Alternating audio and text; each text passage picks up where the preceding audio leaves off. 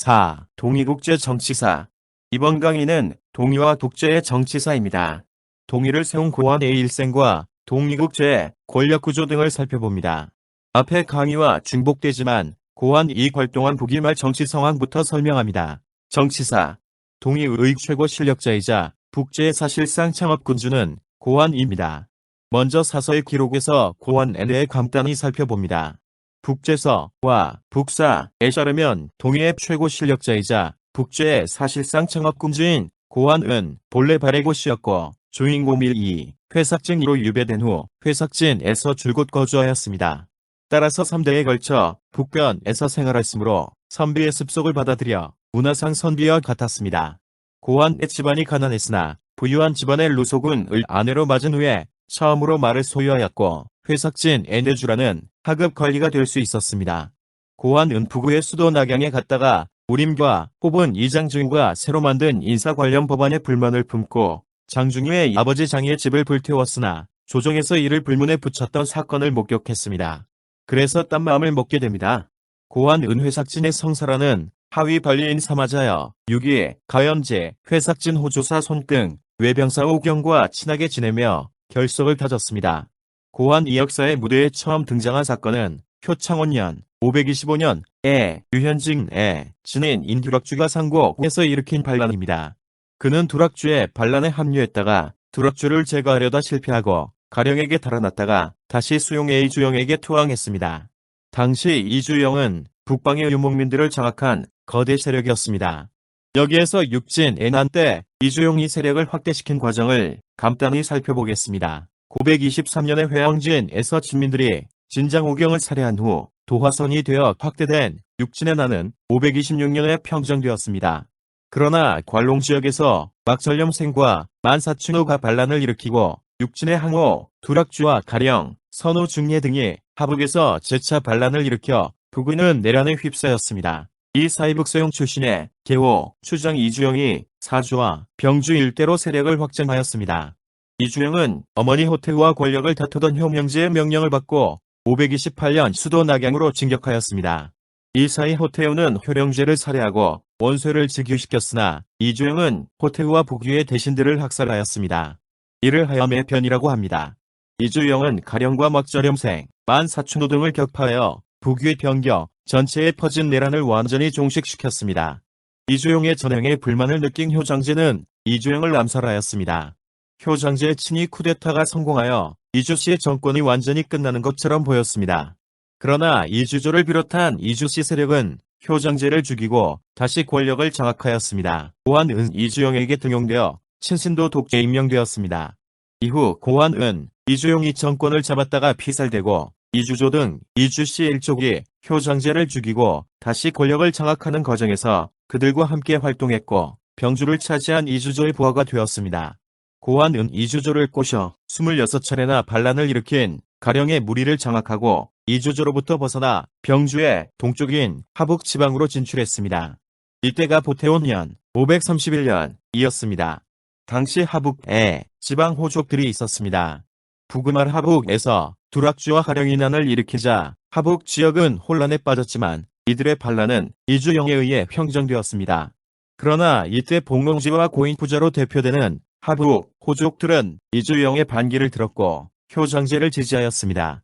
고건과 고환 형제는 기주를 습격하여 점령하고 봉용지를 우두머리로 추대하였습니다.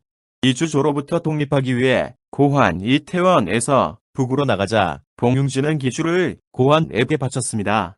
이때 고환은 식량을 비롯한 경제적 원조가 절실히 필요하였고 하북 대족 의원조를 받아야 했습니다. 이때 발해고씨, 조군리씨, 범양노씨, 청하최씨, 홍농양씨, 거록위씨, 박릉최씨 등 하북호족들이 고환을 지지하였고 협력하였습니다.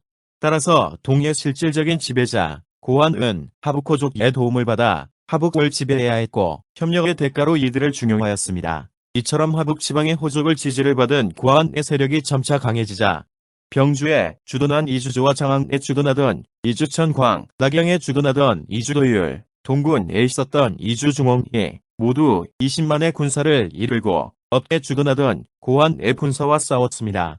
당시 고환의 군사는 기병이 2,000명이 되지 않았고 보병도 3만 명도 되지 않았으나 이주시의 군대를 격파하였습니다. 이 전투를 한롱의 전투라고 합니다.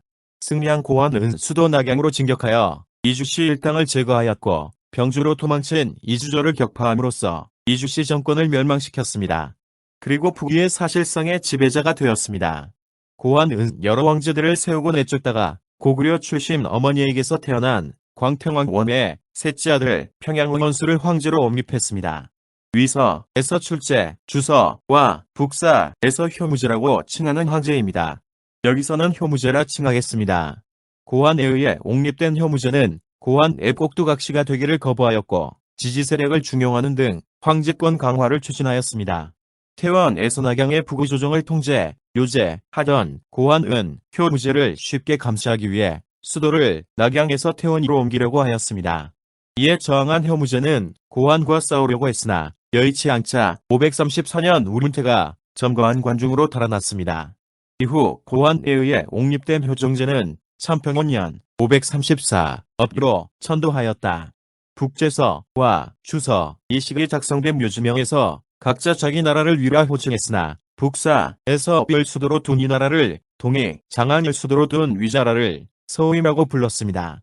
현재의 명칭은 북사에서 따온 것입니다. 547년에 고환 이죽자 마저들인 고징이 고환의 벼슬과 권력을 물려받았습니다.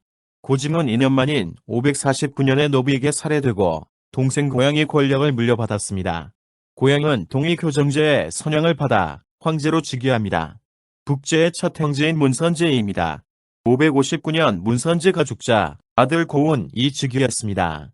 그러나 문선제의 어머니 르소운과 그녀의 아들 상산왕 고연과 장광현 고덤이 660년에 고운을 몰아내고 고연은 황제로 옹립했습니다.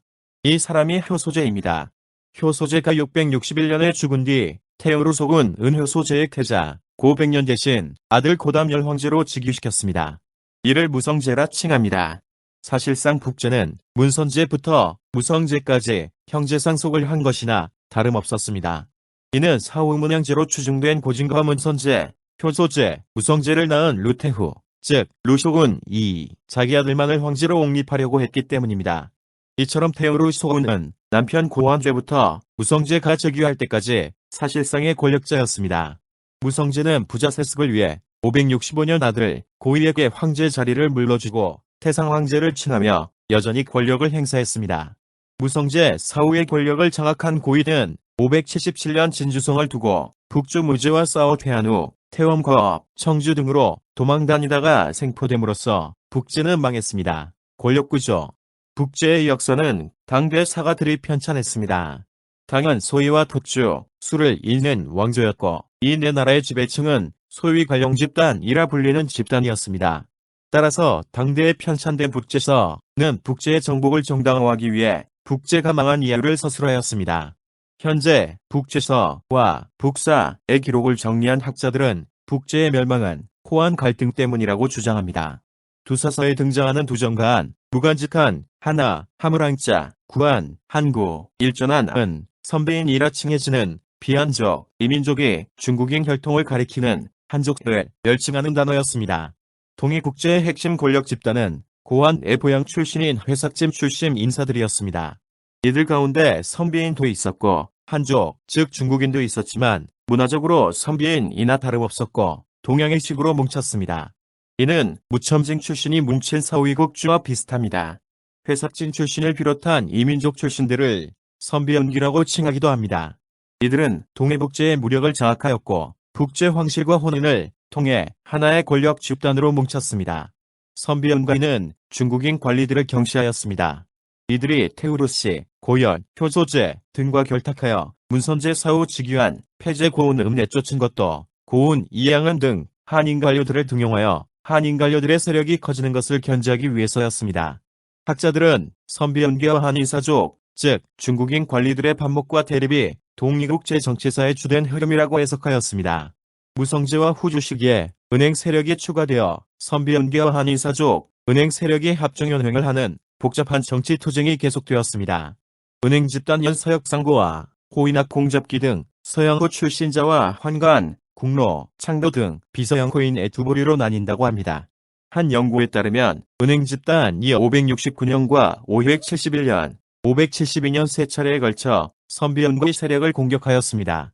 571년 은행 집단의 우두머리라고 할 수 있는 서역 출신의 화사계가 살해되었지만 고예와 동렬광 일족들이 살해되었고 선비연구의 세력은 큰 타격을 입었습니다. 이때까지 연합했던 은행 집단과 조정을 우두머리로 하는 중국인 관료 집단이 선비연구의 세력이 제거되자 서로 싸우게 되었고 이는 북제가 멸망할 때까지 계속되었습니다. 이 밖의 여성들도 북제의 정치사에 큰 영향을 끼쳤습니다. 앞에서 언급한 고한 애완의 루쇼군은 동이국제의 숨은 실력자로 마크에서 정치를 좌우됐으며 황제의 폐기와 즉위라는 정치 투쟁을 주도했습니다. 북제 후기, 즉 무성제와 후주 시기에 유경원 이후주의 부모로 일하여 호황후의 총애를 얻고 수단을 부려 권력을 장악하였습니다. 이후 여시중 유경원은 후주의 총애를 얻은 몫씨를 양녀로 삼고 홍덕 부인으로 승격시킬 것을 추천하여 관철시켰습니다. 이후 유경원은 호황후를 패출시키고 양녀 몫씨를 황후로 책봉하는데 영향력을 행사하였습니다. 옥소의가 황후가 되자 유경원은 태이라 불렀는데 태이는 북제 황후 모유 효칭이었습니다. 무평년간 이후 유경원과 아들 목제파는 권력을 장악하여 권시대를 휘둘렀고 인사 문제에도 개입하였습니다. 영토의 확장. 부근야경 시대 북위와 남제, 양은 회람 일대를 주고 일진 일태를 거듭하였습니다. 양은 북이말 혼란기를 틈타 북발하였고 한때 낙양을 점령하고 북해양 언어를 옹립하기도 하였습니다. 동해 시대에 전세가 역전되어 동의가 공세를 취하였습니다. 계기는 후경의 난이었습니다. 양무제는 고한 사후 고증의 반기를 든 후경을 돕기 위해 군대를 파견하였습니다. 무정 5년 양군 이서주를 공격하자 동남 도행대 모영소종과 고압, 반상압, 반악 이 양군을 대파하고 소연명과 장수 200여인을 사로잡고 5만 명을 참하였습니다. 이어서 다음 해인 무정 6년 춘정월 기회일 A 고압 등은 후경을 와양에서 대파하고 5만여인을 참하거나 사로잡았습니다. 고증은 행대상서 신수를 보내 강회주국을 공략하게 하여 23주를 점령하였습니다. 위서 효정기에 따르면 무정 7년 춘정월 무진일 양의 소정표가 종리를 바치고 내속하였습니다. 3월 정밀 후경이 건업, 건강을 점령하자 소연의 조카 소주와 소퇴가 항복하였고 양의 강북 궁국 임 모두 동위에 내속하였습니다. 북제 문선제 청보 5년 서위가 양을 공격하자 문선제는 청하왕과 반상압, 단소 등을 보내 양원제를 구하게 하였으나 도착하기 전에 양원제가 서위 장군 우문에게 살해되었습니다. 천보 6년 춘정월 1인일에 고압의 북제군 이장강을 넘어 하수를 점령하였습니다. 문선제는 소연명, 소명을 양의 군주로 옹립하여 강남으로 보냈습니다. 북제군은 양군을 격파하고 왕승변, 진패선 이 옹립한 소방지를 끌어내리고 소연명을 양의 군주로 세웠습니다. 그러나 얼마 후 진패선 이 왕승변을 죽이고 소연명을 패하고 다시 소방지를 옹립하였습니다. 북제군은 이후 양과 진에 밀리기 시작하였습니다. 소태원년 555 12월 병진일 양짱 후안도가 강령에서 북제의 군대를 격파하였습니다. 태평원년 556 3월 무술일 북제의 소개가 양산에서 진패선의 군대에 대피하고 무어로 후퇴하였습니다. 4월 임신일 양의 후안도는 역양에서 사마공이 이끄는 북제군을 격파하고 1만인을 사로잡았습니다. 이어서 후안도는 북제의 북연주자사 두방경과 서사위, 제사종, 서사엉, 소괴, 동방로, 왕경보, 리광, 배영기, 류예계 등 남벌에서 공을 세운 북제의 용장들을 죽였습니다. 수서, 시카지에 따르면 북제 과양과의 전쟁에서 패한 후 수십만의 사마가 죽었을 정도로 피해가 컸습니다. 북제는 치명타를 입고 수세에 몰릴 수밖에 없었습니다. 그렇다고 해도 북제는 장강 이북의 땅을 점령하였습니다. 반면 서위국주와의 전쟁에서 일친일퇴를 거듭했습니다. 그래서 영토도 늘어났다가 줄어들었습니다. 그러나 동위는 가장 중요한 요충지 하동지역을 빼앗겼습니다. 서위의 우문태가 537년 동위의 고안과 사완에서 싸워 이긴 후에 하발승과 이필을 보내 하동지역인 분, 강을 평정하였습니다. 하동지역은 서위국주의 수도 장안과 동유역주의 실질적인 수도인 태원의 중간에 위치한 지역이며 해현 염수의 소금은 재정 수입에 큰 비중을 차지하였습니다. 이후 서위국주와 동위북제는 하동을 차지하기 위해 싸웠지만 서위국주는 하동 방어에 성공하였습니다. 그 결과 북주가 북제를 앙서는 계기가 되었습니다.